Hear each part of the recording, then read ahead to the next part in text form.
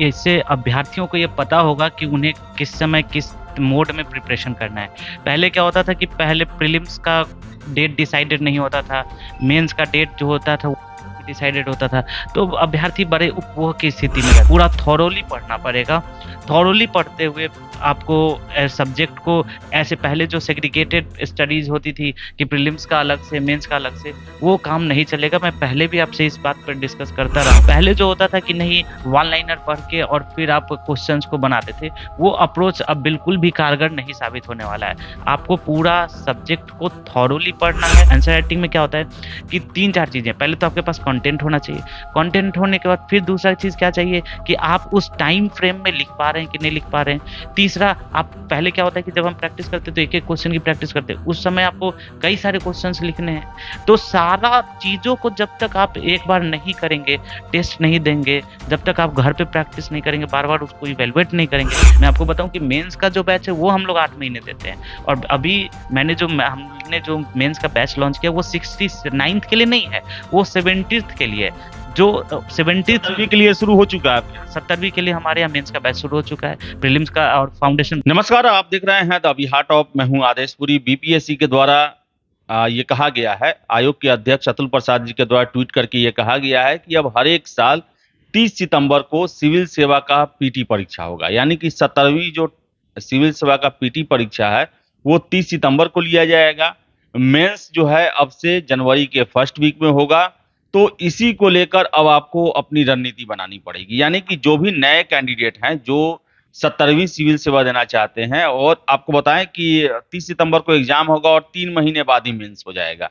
तो मेंस की तैयारी आपको पीटी तैयारी के साथ करना पड़ेगा। हमारे साथ है परफेक्शन आईएएस कोचिंग के शिक्षक हैं चंदन प्रिय सर हैं। इनसे बात करेंगे कि जो आयोग ने नई रणनीति बनाई है उसको लेकर क्या कहना है। सर, 30 सितंबर को पीटी परीक्षा और जनवरी फर्स्ट वीक में मेंस परीक्षा, कैसे इसको देख रहे हैं सर? देखिए, फर्स्ट ऑफ ऑल ये आयोग का एक बहुत अच्छा कदम है क्योंकि इससे अभ्यर्थियों को ये पता होगा कि उन्हें किस समय किस मोड में प्रिपरेशन करना है।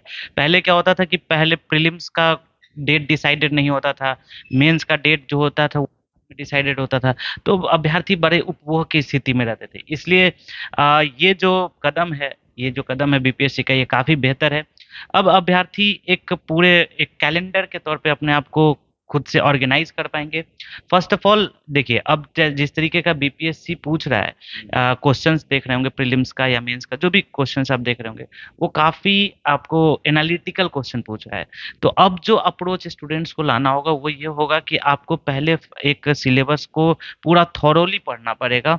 थॉरोली पढ़ते हुए आपको सब्जेक्ट को ऐसे पहले जो सेग्रीगेटेड स्टडीज़ होती थी कि प्रीलिम्स का अलग से, मेंस का अलग से, वो काम नहीं चलेगा। मैं पहले भी आपसे इस बात पर डिस्कस करता रहा हूँ कि अब जो अप्रोच चाहिए वो सेग्रीगेटेड चाहिए। प्रीलिम्स और मेंस दोनों का साथ में आपको सब्जेक्ट पढ़ना पड़ेगा, हिस्ट्री, ज्योग्राफी, पॉलिटी, और एक करंट अफेयर्स की जो महत्ता है वो काफ़ी बढ़ गई है। प्रीलिम्स में भी पूछा जाता है और मेंस में भी अगर आप देखेंगे तो जीएस 1 के अंदर जो एक सेक्शन है, सेक्शन 2, और उसी तरीके से जीएस 2 में पॉलिटी, इकोनॉमी और साइंस एंड टेक, तीनों ही सेक्शंस में करंट अफेयर से रिलेटेड क्वेश्चन जो है वो पूछे जा रहे हैं। तो अब आपको जैसे यूपीएससी के अंदर स्टूडेंट्स स्टडी करते हैं कि आप सब्जेक्ट पढ़ें और सब्जेक्ट के साथ डेली बेसिस पे न्यूज़पेपर या डेली बेसिस पे जिस भी सोर्सेज से आप करंट अफेयर्स को आप पढ़ते हैं, उस सोर्स के साथ आपको जाना पड़ेगा। सर, एक चीज है सर, मानिए कि अभी से देखा जाए तो 9-10 महीना है।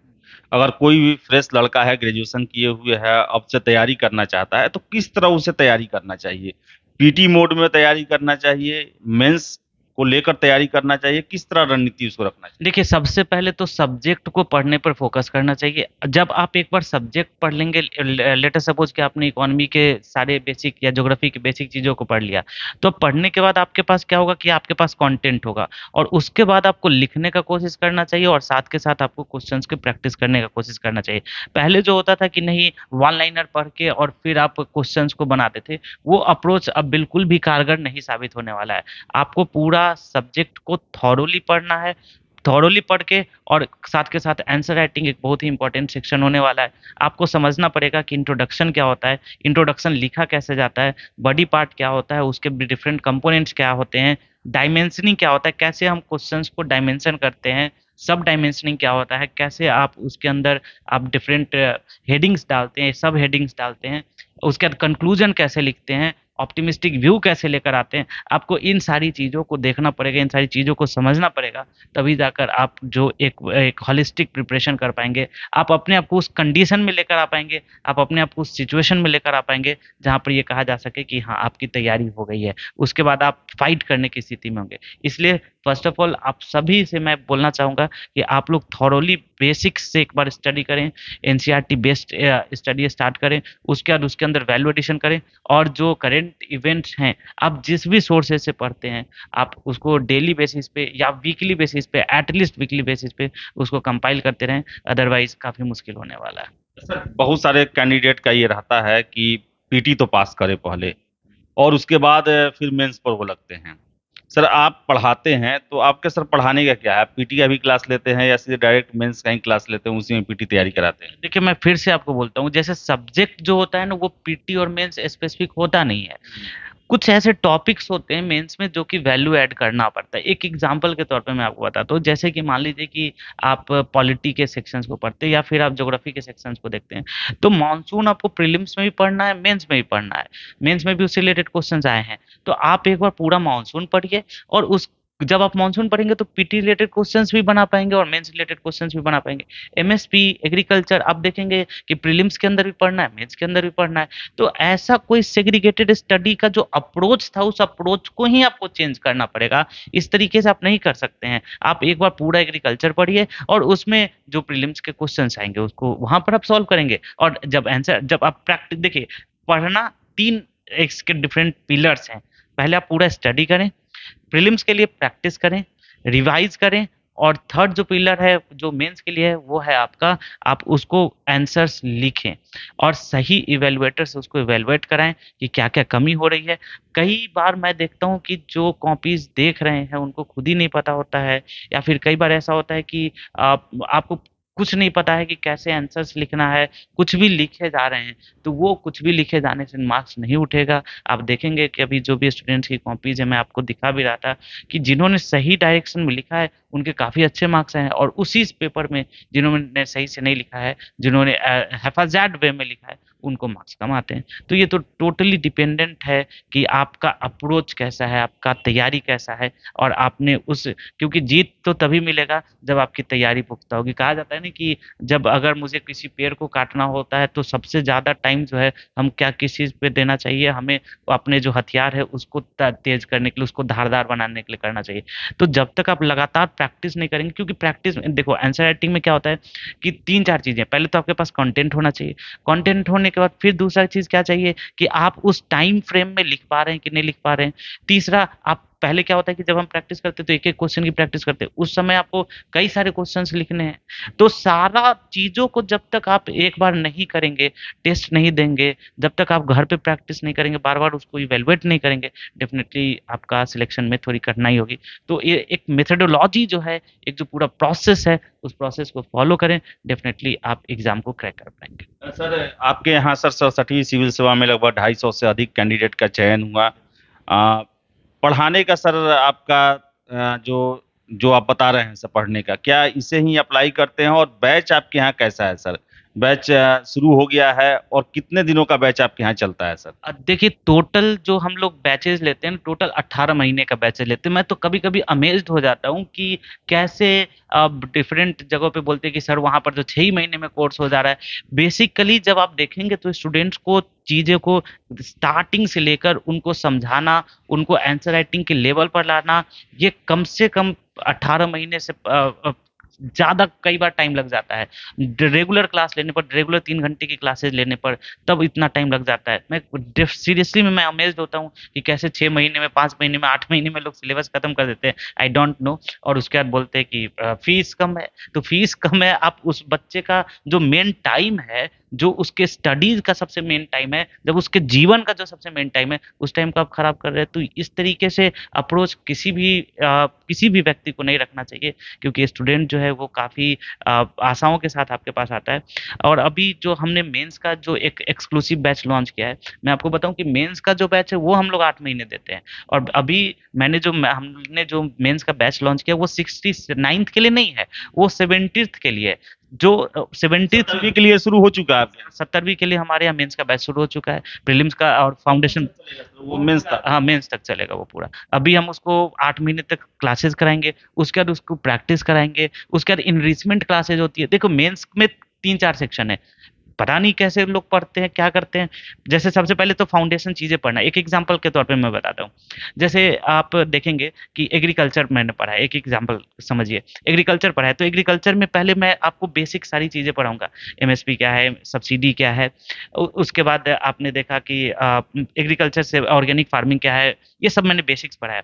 अब बेसिक्स पढ़ाने के बाद फिर हम लोग क्या होता है, जब एग्जाम होता है उस एग्जाम के टाइम में हम लोग इनरिचमेंट क्लास देते हैं। जैसे अभी रिसेंटली मान लीजिए प्रणाम स्कीम आया, ठीक है, या प्रधानमंत्री कृषि सम्मान निधि योजना आया, तो अब इस योजना का क्या इंपॉर्टेंस है, क्या फार्मर उसका क्या इम्प्लीमेंटेशन है, क्या फार्मर्स के इनकम को इंक्रीज करेगा, क्या उसका जो फिजिकल डेफिसिट है, जो राजकोषीय घाटा है, उस पर क्या प्रभाव पड़ेगा। तो एक लास्ट में फिर एक बेसिक्स पढ़ाने का फिर लास्ट में एक इन्वेस्टमेंट क्लास कराते हैं। नहीं तो फिर कैसे स्टूडेंट्स उसको कवर अप कर पाएंगे।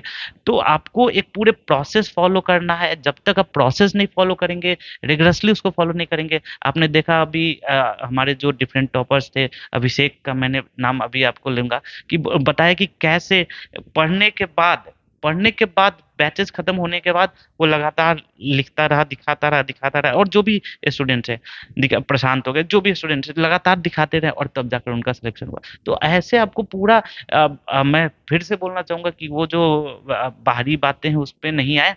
आपको जो आपको फुसलाने वाली जो बातें हैं उसमें बिल्कुल नहीं आए। आपको पूरा फोकस करना है। टाइम फ्रेम है, सिविल सर्विसेज टाइम मांगता है। आप सभी से मैं बोलना चाहूंगा कि सिविल सर्विसेज में टाइम लगता है। आप लोग उस तरीके की बातों में बिल्कुल नहीं आए कि 6 महीने में तैयारी होगी, 2 महीने में तैयारी होगी।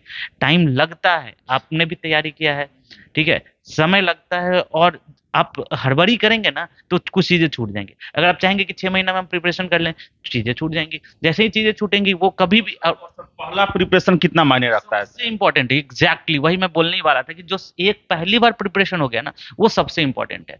पहली उसके बाद अगर जैसे आपने भी पूरा पढ़ा होगा, जैसे मैं जब स्टडी करता था तो मेरा कुछ टॉपिक छूट गया था, ठीक है। वो टॉपिक ना मैं आपको बताऊं, हमेशा इंटरव्यू देने के बावजूद भी वो मेरा टॉपिक छूटा ही रहा, मैं कभी उसको कवर नहीं कर पाया। तो पहला प्रिपरेशन सबसे इंपॉर्टेंट है। अगर आपने छोड़ दिया है तो वो फिर दोबारा आप उसको कवर नहीं कर पाएंगे, वो कभी ना कभी। और उसको कवर करने में आपको टाइम भी ज्यादा लगेगा, मन भी नहीं करेगा आपको कवर करने का, लगेगा कि सारा चीज तो हो ही जा रहा है। और मान लीजिए उसी से क्वेश्चन आ गया, जैसे गवर्नेंस के कुछ टॉपिक्स मेरे छूट गए थे, मैं जब यूपीएससी का प्रिपरेशन कर रहा था, वो ना मैं आपको बताऊं कि जब भी क्वेश्चन आता था ना तो वो मुझे दिक्कत होता था। फर्स्ट टाइम जब मैं स्टडी कर रहा था, प्रिपरेशन कर रहा था, तो मैंने उसको कंप्लीट करना था लेकिन वो छूट गया, और उसके बाद वो हमेशा प्रॉब्लम करता था। तो पहली बार में ही सिलेबस पूरा करने पर फोकस करें। टाइम लगेगा। अगर मैं बताता हूँ, जिस बच्चे का इस बार, बहुत सारे बच्चे ऐसे हैं जिनका प्रीलिम्स निकल भी गया है, वो मेंस में बैठते नहीं है। आप लोग के पास तो डेटा भी होगा कि लगभग 30% बच्चे तो बैठते नहीं है मेंस के एग्जाम में। तो इम्पोर्टेंट क्या है, इम्पोर्टेंट है कि आप पूरा स्टडी करें, हॉलिस्टिक अप्रोच के साथ स्टडी करें। ऊपर ऊपर पढ़ने से वो ना प्रीलिम से अगर हो भी जाएगा तो क्या ही करेंगे आप, सिलेक्शन तो है नहीं। ऐसा तो बोलेंगे नहीं कि मैं भूतपूर्व पीटी पास हूँ, है ना, और उसका तकमा तकमा लेके आप सब जगह घूमेंगे, ऐसा तो है नहीं। आपको एक हॉलिस्टिक अप्रोच लाना पड़ेगा। जब तक आप हॉलिस्टिक अप्रोच नहीं लाएंगे, जब तक आप डेडिकेशन नहीं रखेंगे, एक टाइम नहीं देंगे, क्योंकि देखिए, एक मैं आपको एक बात और बताता हूँ। किसी छोटे प्रिपरेशन का, किसी कोई चीज छोटा तो होता नहीं। मान लीजिए किसी चीज का प्रिपरेशन करते हैं, 6-7 महीने में प्रिपरेशन होता है, आपकी नौकरी लग जाती है, लेकिन उसमें कितने लोग आपको पहचानते हैं। मान लीजिए कि कोई भी जॉब की नौकरी लगी, उसमें कितने लोग आपको पहचानते हैं, या आपको कितना सोशल स्टेटस मिलता है, बिल्कुल नहीं मिलता। आपको कितना आपके पास पावर मिलते, बिल्कुल नहीं मिलते। काम करने की इच्छा शक्ति होगी भी तो आप नहीं कर पाएंगे। लेकिन वही जब आपको सिविल सर्वेंट आप बनते, तो आपके पास एक एक आपका दायरा बढ़ जाता है, काम करने का दायरा बढ़ जाता है, आपके पास लोग जानते हैं, सोशल स्टेटस, सम्मान है, प्रतिष्ठा है। तो उसके लिए जो ज्यादा बड़ा चीज होगा, उसके लिए आपको ज्यादा बड़ा मेहनत करना ही पड़ेगा।